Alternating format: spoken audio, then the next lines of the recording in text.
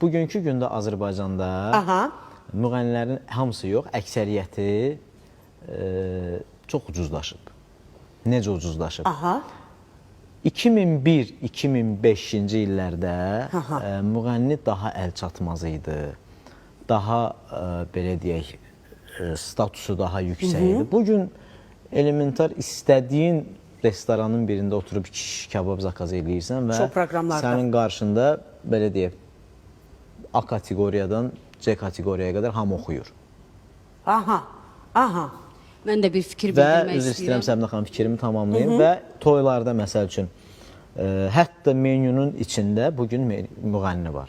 Menyunun içində nədir? Yəni restoran tərəfindən Flankes. hədiyyə.